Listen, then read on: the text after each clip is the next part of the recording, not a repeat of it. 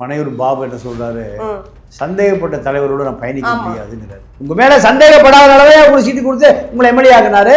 அப்போ நீங்க திமுக விசுவாசியா மாறிட்டீங்க. இந்த தேர்தல் முடி வந்துன்னா பல பேர் கிளம்பி எங்கே போயிடுவாங்க. ஆளுநர் ஷானவாஸ், பனையூர் பாபு, இப்படி பல பேர் திமுகவில் இணைத்துக் கொள்வதற்கு தயார். திமுக தோல்வி அடைந்தால் கூட்டணி உடைஞ்சிடும். திருமாவிடம் ஆட்கள் பூரா எங்கே சேர்த்திக்குவாங்க? திமுக. இப்போ திருமாவே சொல்றாரு, ஆளுநர் ஷானவாஸ் கிளம்பி அங்கேயே போயிடுவார், போயிடுவார். ஏன்னா அவருக்கு அங்கே தான் பிளாட்ஃபார்ம் இருக்கு. ஏன்னா உதயநிதியோட நெருக்கம், கனிமொழியோட நெருக்கம், ஸ்டாலினோட நெருக்கம், இந்த மூன்றும் தான் அவருக்கு தகுதி. காலையில் போய் ஸ்டாலின் வீட்டிலேயே தவம் கிடந்தா, செக்யூரிட்டி வேலை பார்த்தா ஆளுநர் ஷானவாஸ் கண்டிப்பாக ஒரு நல்ல எதிர்காலம் இருக்குது. ஆளுநர் ஷானவாஸுக்கு அதுதான் நோக்கம். எப்படியாவது பதவிக்கு வரணும், பணம் சம்பாதிக்கணும், வசதி வாய்ப்பு வரணும். அது திமுகவில் மிக எளிதாக கிடைக்கும். விசிக்கால அது கிடைக்காது. தெளிவான முடிவெடுத்த ஒரு நல்ல வியாபாரி ஆளுநர் ஷானவாஸ். அவர் புத்திசாலி. அவருக்கு தலித் அரசியலோ முகமதி அரசியலோ எந்த அரசியல் அவருக்கு தேவையில்லை. தன்னுடைய சொந்த சிறுபான்மை மக்கள் பாதிக்கப்பட்ட பொழுது, சிஏ என்ஆர்சி நடந்த பொழுது கூட 25,000 பணம் போட்டால் தான் வந்து பேசுவேன்னார். அவ்வளவு முஸ்லீம் மக்கள் மீது அளவு கடந்த அன்பும் பண்பும் பேராற்றலும் கொண்டவர். அதனால் அந்த கட்சி திருமாவளவனுடைய கட்சி. அதனால் எத்தனை ஆளுநர் ஷானவாஸ், பனையூர் பாபு, எஸ்எஸ் பாலாஜி, இப்படி யார் போனாலும் அந்த கட்சி அவரோடு இருக்கும். இப்போ இந்த பனையூர் பாபு, எஸ்எஸ் பாலாஜி, ஆளுநர் ஷானவாஸ், ரவிக்குமார், இவர்களெல்லாம் சிறுத்தை இருக்க வரைக்கும் தான் மரியாதை. சிறுத்தையிலேருந்து வெளியே போயிட்டாங்கன்னா அவர்களுக்கு எந்த விதமான மரியாதையும் இல்லை. சிந்தனை செல்வம் குழந்தை ஊட்டி பொண்டாட்டி புள்ள எல்லாத்தையும் கூட்டிகிட்டு போய் துர்காமா காலில் விழுந்துட்டு வர்றாரு. உனக்கு தலைவர் யார்? துர்காமாவா? ரவிக்குமார் பொன்முடி பொண்டாட்டி காலில் விழுந்துட்டு வர்றாரு. இவர்கள் தலைவராக யாரை ஏற்றுக்கிறாங்க? திமுகவை தான் ஏற்றுக்கிறாங்க.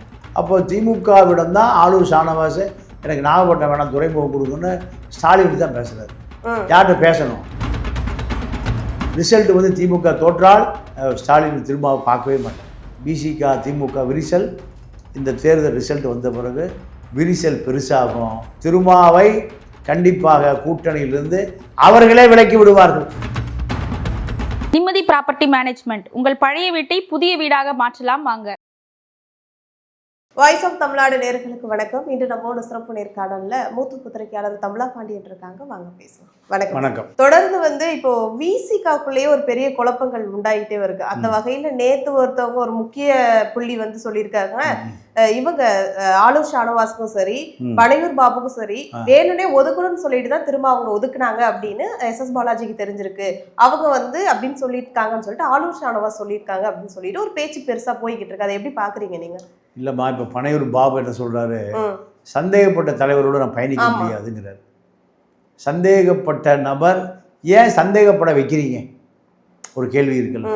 உங்கள் மேலே சந்தேகம் வந்தால் இப்போ அவர் உங்களுக்கு சீட்டு கொடுக்கல, 5 ஆண்டுகளுக்கு முன்பு உங்கள் மேலே சந்தேகம் வரலையே, அப்போ தானே சீட்டு கொடுத்தாரு.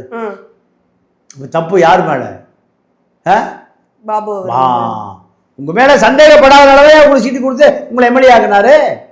சிறுத்தை ஊரா ஓட்டு போட்டு எம்எல்ஏ ஆகுனீங்க. அப்போ நீங்கள் திமுக விசுவாசியை மாறிட்டீங்க. சிந்தனை செல்வம் குழந்தை ஊட்டி பொண்டாட்டி புள்ள எல்லாத்தையும் கூட்டிகிட்டு போய் துர்காமா காலில் விழுந்துட்டு வர்றாரு. உனக்கு தலைவர் யார்? துர்காமாவா? இல்லை, துர்காவா உனக்கு தலைவி இல்லை? அப்போ ரவிக்குமார் பொன்முடி பொண்டாட்டி காலில் விழுந்துட்டு வர்றாரு. அப்ப நீங்க சொல்றத பார்த்தா எல்லாருமே போய் விழுகுறாங்கன்னு சொல்றீங்க, விசிகாவே மொத்தமா போய் விழுகுதுல சொல்றீங்க. இதுக்கு என்ன ஆதாரம் நீங்களே சொல்லுங்க. அவரை ரவிக்குமார் பொன்முடி மனைவி காலில் விழுந்து உலகத்துக்கே தெரியும். சிந்தனை செல்வம் போய் துர்காமா காலில் விழுந்தது கட்சிக்காரனுக்கு பூரா தெரியும், திருமாவுக்கும் தெரியும். அப்போ இவர்கள் தலைவராக யாரை ஏற்றுக்கிறாங்க? திமுகவை தான் ஏற்றுக்கிறாங்க. அப்போ திமுகவிடம் தான் ஆளுநர் ஷானவாஸ் எனக்கு நாகப்பட்டினம் வேணாம், துறைமுகம் கொடுக்குன்னு ஸ்டாலின் தான் பேசுறாரு. யார்கிட்ட பேசணும்? இல்லை, அவர் நான் பேசலன்னு சொல்லி மறுத்துட்டாருல்ல. அதை நான் டைரெக்டாக பேசல, சும்மா அவங்கள்ட்ட பேசிக்கிட்டு இருக்கும்போது அது இப்படி அவங்களா யூகிச்சு சொல்லியிருக்காங்கங்கிற மாதிரி தானே சொன்னார். ஆமாம், அவர் எதுவுமே பேசலை, எதுவுமே செய்யலை. அவர் திமுக பக்கமே போகலை, அவர் சிறுத்தை பக்கம் தான் இருக்கார். திமுக ஸ்டாலின் கூட அவர் பார்த்ததே இல்லை, ஸ்டாலினை பார்த்ததே இல்லை. ஸ்டாலின் யாருன்னு தெரியாது அவருக்கு. அவர் சொல்கிறதான் உண்மை. அப்படியே நம்ம ஏற்றுக்க வேண்டியதான். திருமாவளவன் ஏற்றுக்கொண்டால் சரி, நம்ம எடுத்து என்ன பண்ண போகிறோம்?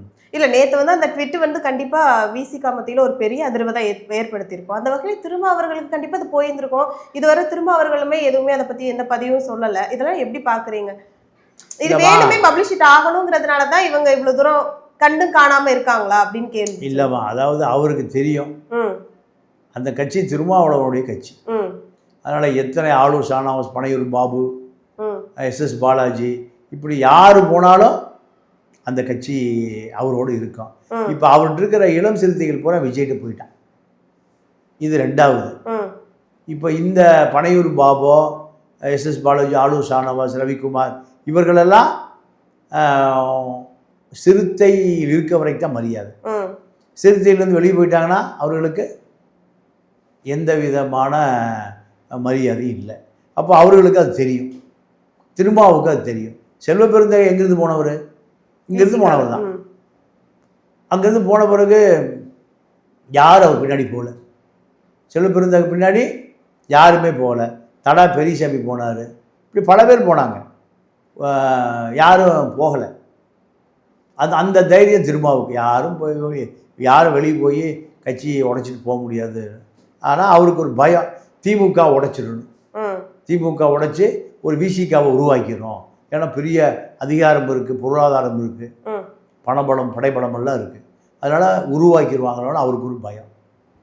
அப்போ அவர் என்ன நினைக்கிறாரு, எப்படி உடைச்சாலும் நம்ம தான் கட்சி, நமக்கு பின்னாடி தான் தொண்டர்கள் இருக்கிறாங்க, இப்படி ஒரு தைரியத்தில் இருக்கார். அதை தாண்டி ஆனால் இந்த தேர்தலில் இவரை நம்பி இருந்த அடிமட்ட தொண்டர் பூரா போயிட்டான், எல்லாம் விஜய்க்கு போயிட்டான். இப்போ இவர்கள் போனா என்ன, இருந்தா என்ன, அந்த முடிவுக்கு அவர் வந்துட்டார். தொண்டனே போயிட்டான், இவர்கள் போனா என்ன, இருந்தா என்ன, எதிர்காலத்தில் பார்த்துக்குவோம் அப்படிங்கிற ஒரு விரக்தி நிலைக்கு வந்து தான் அவர் இப்போ யாரை பற்றியும் கவலைப்படுவது இல்லை. இருக்கிறவன் இருக்கட்டும், போகிறவன் போகட்டும் முடிவுக்கு அவர் வந்துட்டார். இப்போ ஆளூர் ஷானவாஸ் அவங்களுக்கு வந்து பதவி கொடுத்துருக்காங்க. அந்த பதவி கொடுத்ததுக்கு அப்புறம் இப்போ எஸ் பாலாஜி அவங்களுக்கும் கொடுத்துருக்காங்க. எஸ் பாலாஜி அவங்க வந்து நேர திரும்ப அவங்கள பார்த்துட்டு அவங்க ஒரு ட்வீட் போட்டு எல்லாமே வாழ்த்து தெரிவிச்சிருந்தாங்க. இந்த வகையில் ஆளூர் ஷானவாஸ் வந்து இதுவரைக்குமே திரும்ப அவர்களை நேர பார்த்து ஒரு வாழ்த்து தெரிவிக்கிறதோ இல்லை சில விஷயங்கள் பண்ணுவாங்க இல்லையா, அது எதுவுமே பண்ண கிடையாது. நார்மலாக ஒரு ட்விட்டை மட்டும் போட்டு முடிச்சு விட்டாரு. இதை எப்படி பார்க்குறீங்க? அவரும் இதுக்கும் சென்னையில் தான் இருக்காரு ஃபுல்லாமே. இப்போ முந்தானேத்து கூட ஒரு நிகழ்ச்சியில் கலந்துக்கிட்டாரு. இதெல்லாம் எப்படி பார்க்குறீங்க நீங்கள்? இல்லை, அவர் இன்னும் திமுக போகிற மனநிலையில் தான் இருக்காருன்னு தெரியுது. ஏன்னா ராத்திரி 12 மணிக்கு தான் அந்த பதவியெல்லாம் போட்டார். அப்போ அவர் திமுக போகிறதுக்கு தயாராக இருக்கார். தயாராக இருப்பவரை தற்காத்து கொள்வதற்காக தான் இந்த பதவி. இந்த பதவியை அவரை பெருசாக தக்க வைத்துக் கொள்வதற்கான ஒரு கருவியாக இல்லை. அவர் இன்னும் திமுக பாசம்தான். திமுகவில் எப்போது வேண்டுமானாலும் இணைத்து கொள்வதற்கு தயார். இந்த தேர்தல் முடிவு வந்துன்னா பல பேர் கிளம்பி எங்கே போயிடுவாங்க. ஆளூர் ஷானவாஸ், பனையூர் பாபு, இப்படி பல பேர் திமுகவில் இணைத்து கொள்வதற்கு தயார். ஏன்னா திமுக தோல்வி அடைந்தால் கூட்டணி உடைஞ்சிடும், வெற்றி அடைந்தால் கூட்டணி தொடரும். அப்போ 4ஆம் தேதி தான் இறுதி முடிவு. திமுக ஜெயிக்குதா, ஜெயிச்சா திரும்ப அந்த கூட்டணியில் இருக்காரா, ஒன்று. ரெண்டாவது, இந்த கூட்டணி வெற்றி பெறுமா, தோல்வி அடைந்தால் இந்த கூட்டணியிலிருந்து திரும்ப வெளியேறிடுவார். அப்போது திருமாவிடம் ஆட்கள் பூரா எங்கே சேர்த்திக்குவாங்க? திமுக. இப்போ திரும்பவே சொல்கிறார், அதிமுகவுக்குள்ள விஜய் இணைந்திருந்தால் நானும் இணைந்திருப்பேன். பாஜக உள்ளே வந்திருக்காது, பாஜக உள்ளே வந்திருக்காது. நாங்கள் ஒரு கூட்டணியை உருவாக்கியிருப்போம் திமுகவுக்கு எதிராக. இந்த திரும்ப அவர்களே திமுகவுக்கு எதிராக இருக்காங்கன்னு சொல்ல வரீங்களா? எதிராக இருக்காங்கன்னு சொல்ல வரீங்களா? இப்போ அதுக்கு என்ன பொருள்? அப்போ இதை இப்போ பேச வேண்டிய தேவை? எடப்பாடியோடு விஜய் சேர்ந்திருந்தா பிஜேபி உள்ள வந்திருக்காது. அடுத்து என்ன சொல்ல வராது? நானும் போய் சேர்ந்திருப்பேன். எங்க? அதிமுக. இதுதான் அவர் சொல்ல வர்றாரு. இப்ப சொல்ல வேண்டிய தேவை இல்லையே. இந்த கசப்பெல்லாம் வந்த பிறகுதான் அவர் சொல்ல ஆரம்பிக்கிறார். அப்போ கசப்பு இன்னும் இருக்கு திமுக மீது. ஏன்னா காட்டுமன்னார் கோயிலில் இவர் போட்டியிடக்கூடாதுன்னு இவர் தான் முடிவு பண்ணணும், இவர் தான் கட்சி தலைவர். ஆனால் யார் முடிவு பண்ணுறான்? திமுக முடிவு பண்ணுது. அப்போ அந்த கசப்பு வரத்தானே செய்யும், வழி வரத்தானே செய்யும். விசிகாவுடைய கொள்கை கோட்பாடுகளை திமுக முடிவு செய்வதா என்ற கோபம் வரத்தானே செய்யும்.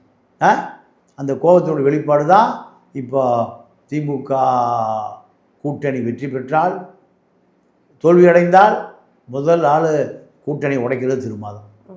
இப்போ திருமாவர்கள் வந்து பெருசா இவங்களுக்குள்ள உடன்பாடு இல்லை, இவ்வளவு விஷயங்களுக்கு உடன்பாடு இல்லைன்னு சொல்றீங்க.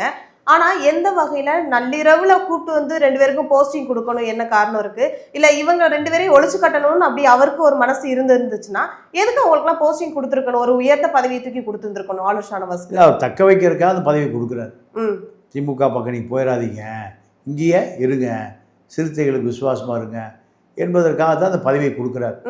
அந்த பதவி கொடுத்த பிறகும் அவர்கள் விசுவாசமா இல்லைன்னா யாராலும் தடுக்க முடியாது. ஆனால் நீங்க தக்க வைக்கன்னு சொல்றீங்க, ஆனா அவங்க சொன்னாங்க எலெக்ஷனுக்கு முன்னாடி சீட்டு கொடுக்காததே அவங்கள ஒழிச்சு கட்டுறதுக்காண்டி தான் சீட்டு கொடுக்கல அப்படிங்கிற மாதிரி சொல்றீங்க. அப்புறம் எப்படி தக்க வைக்க முடியும்? இல்லைம்மா, சீட்டு கொடுக்காத ஆளை பூரா இவரே எப்படி ஒழிச்சு கட்ட முடியும்? இவர் அப்படியே ஒழிச்செல்லாம் கட்ட முடியாது. திருமாவை பொறுத்த வரைக்கும் அனைவரையும் அணைத்து கொண்டு போகிறதா அவருடைய அரசியல். அனைவரையும் அணைத்து கொண்டு போகிறதா அவருடைய அரசியல். கடந்த காலங்களில் அப்படி தான் செஞ்சுருக்கார். நீங்கள் செல்வ பெருந்தகை வெளியே போகும்போது சரி போயிட்டு வான்னு அனுப்பிச்சி வச்சிட்டார். எந்த சண்டை சச்சரவு, இந்த ஒழிச்சு கட்டுறதெல்லாம் அவர்கிட்ட அந்த குணமே இல்லை. யதார்த்தமான தலைவன். நீங்கள் வஞ்சம் தீர்ப்பதோ பழி தீர்ப்பதோ அப்படிலாம் அவர்கிட்ட அந்த ஸ்டைலே இல்லை. அதனால் இது தவறான ட்விட்டர். அதை நம்ம பொருட்படுத்த வேண்டிய அவசியம். திருமாவர்கள் வந்து எல்லாரையும் சேர்த்துக்க விரும்புறாருன்னு சொல்றீங்க.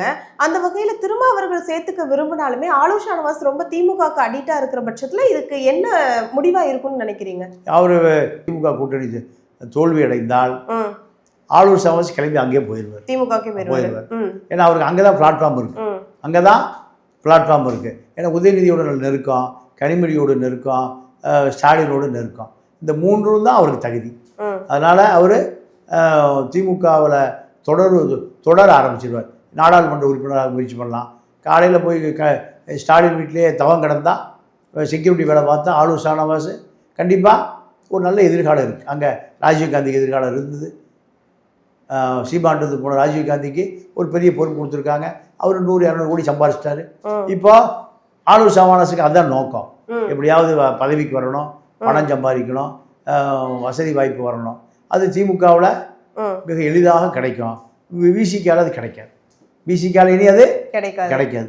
அதனால் தெளிவான முடிவெடுத்த ஒரு நல்ல வியாபாரி ஆளுநர் ஷானவாஸ், நல்ல பிஸ்னஸ் மேன். அதனால் வியாபாரம் இனி எங்கே நடக்கும்? திமுகவில் தான். இங்கே விசிகாவில் இனி வியாபாரம் நடக்காது. இது வரைக்கும் சேர்த்துன ஒரு 100 கோடி வியாபாரமே இதை காப்பாற்றுவதற்கு எது தேவை? திமுக தேவை. அதனால் இந்த கடை இனிமேல் போனி ஆகாது, அந்த கடை வியாபாரம் ஆகும். இது அது டிபார்ட்மெண்ட் ஸ்டோர் ஆகி போச்சு, இது பொட்டி கடை ஆகி போச்சு. அதனால பொட்டி கடையிலேருந்து எங்கே போயிட்டாரு? கிரேஸ் சூப்பர் மார்க்கெட்டான அங்கே மாறிட்டார். அவர் புத்திசாலி. அவருக்கு தலித் அரசியலோ முகமதி அரசியலோ எந்த அரசியல் அவருக்கு தேவையில்லை. நாகர்கோயிலிருந்து நாகப்பட்டினம் வழிகாட்டியது திருமா. நாகர்கோயிலிருந்து நாகப்பட்டினத்துக்கு இப்போ நாகப்பட்டினத்தில் தான் திருவாரூர் திருக்குவளை இருக்கு. அங்கே போய் செட்டில் ஆயிட்டார். எங்க கருணாநிதி ஊர் எது? திருவாரூர். அதனால் அங்கே போய் செட்டில் ஆயிட்டார். அதனால் அவர் பிழைக்க தெரிந்த ஒரு நல்ல வியாபாரி, அரசியல் வியாபாரி. தன்னுடைய சொந்த சிறுபான்மை மக்கள் பாதிக்கப்பட்ட பொழுது சிஏ என்ஆர்சி நடந்த பொழுது கூட 25,000 பணம் போட்டால் தான் வந்து பேசுவேன்னார். அவ்வளவு முஸ்லீம் மக்கள் மீது அளவு கடந்த அன்பும் பண்பும் பேராற்றலும் கொண்டவர். அதனால் அவர் பிழைக்க தெரிந்த நல்ல ஒரு வியாபாரி. அவர் போய் சேர வேண்டிய இடம் திமுக சூப்பர் மார்க்கெட். அங்கே போய் செட்டில் ஆயிடுவார். இப்போ சமீபத்தில் அரசல் புரசலாக ஒரு ட்விட்டோ அல்லது சில விஷயங்கள் கேட்குறோம். அது என்னன்னா, விசிகால உள்ள மக்கள் எல்லாருமே தாவேக்கால போய் இணைய பிளான் பண்ணுறாங்க, அதுவும் முக்கிய புள்ளிகள் சில பேர் அப்படிங்கிற மாதிரி. விசிகால ஒரு சில விஷயங்கள் அதிருப்தியில் வந்து நாங்கள் போகிறோங்க அப்படிங்கிற மாதிரி ஒரு பேச்சு போது, அது உண்மையா? ஆமாம்மா. இப்போ விசிகா இந்த தேர்தலில் தோல்வி அடைஞ்சதுன்னா திமுகவே கழட்டி விட்டு. ஏன்னா உங்கள் ஓட்டு போகிற அங்கே போயிடுச்சு, உங்களை வச்சுருக்காங்க, எனக்கு ஒன்றும் பிரயோஜனம் இல்லை. இல்லை, விசிகாவை கழட்டி விடுறதுக்கு தேமுதிகவே கூட்டி உள்ள வச்சிருக்கும் போது விசிகாவை என்ன காரணத்தில் கழட்டி விடணும் சொல்லுங்க? தேமுதிகவுக்கு 10, விசிகாவுக்கு 8.